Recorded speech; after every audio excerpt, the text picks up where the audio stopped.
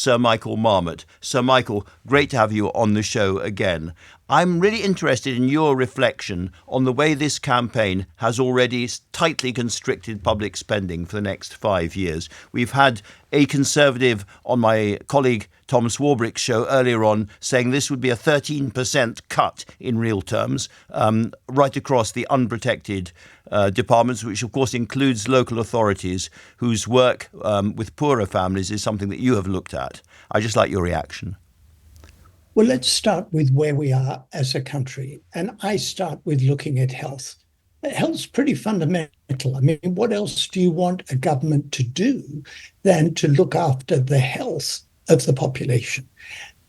Our life expectancy now is no better than it was in 2010. That's dramatic.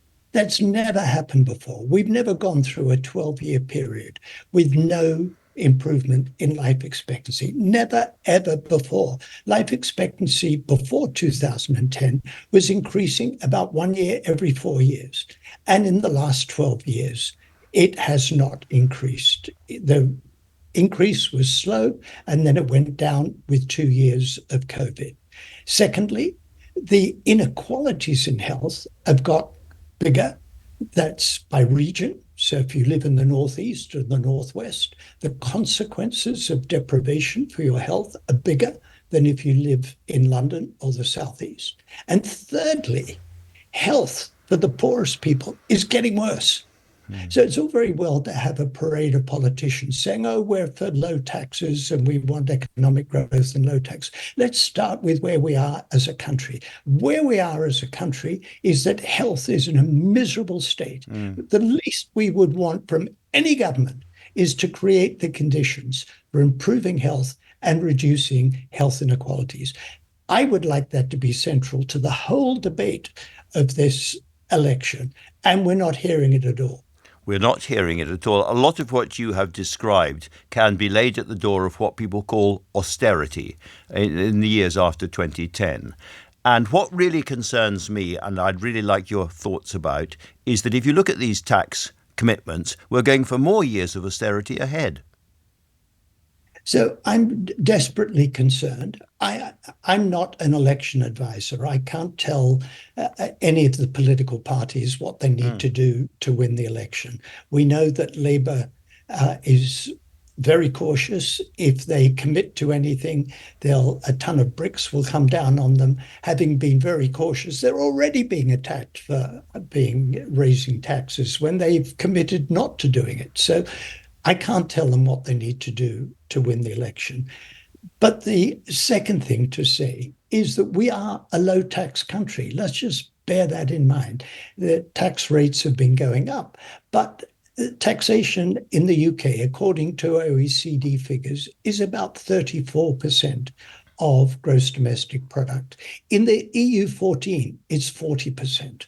We are a low tax country. Our public services are in a miserable state because we don't want to pay for them. And please don't tell me that you're in favor of low taxes. Let me give you a figure in a report that we published a few weeks ago. The central government support to local government over the dozen years went down by 58%. My God, 58%. And it went down in a very regressive way. This next thing I'm going to tell you just makes my blood run cold. If you plot life expectancy of local authorities in 2010-12, and then look at the subsequent reduction in local authority spending power, the shorter the life expectancy in 2010-12, the steeper the reduction in local authority spending power over the next decade. It's as if the government looked at the situation and said, the sicker a community, the more money we're going to take away from them.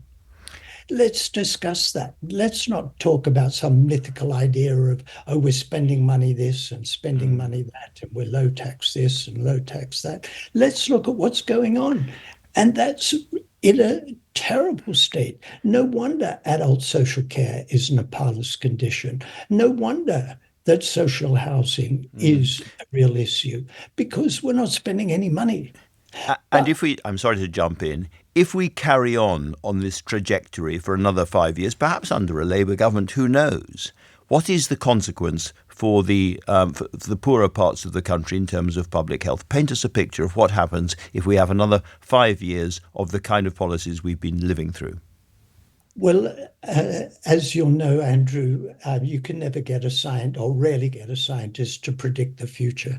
We have enough trouble explaining the past, let alone making predictions. But the experience of the last dozen years suggests exactly what I've described. Health will stop improving overall, health inequalities will get bigger, and health for the poorest people will get worse. What a miserable picture. What an absolutely miserable picture. But let me now give you a slightly more positive element. We've been working with more than 40 places around England and Wales that have declared themselves Marmot places.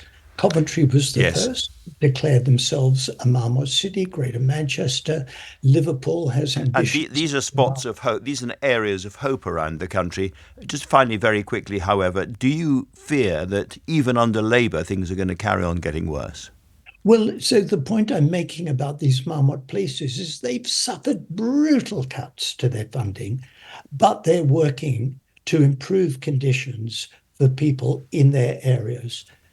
Labour may indeed need to be very cautious coming into the election, but don't rule it out forever. No. I mean, the two-child policy, to say, okay, we're not going to reverse it overnight, but don't rule it out forever. We know that it's 1.5 million children are affected by the two-child limit on benefits. So don't rule it out forever. Say we'll be tight initially, but then our plan is to make England, the United Kingdom, a better country. Fingers and toes crossed. Sir Michael, thank you very much indeed for talking to me tonight.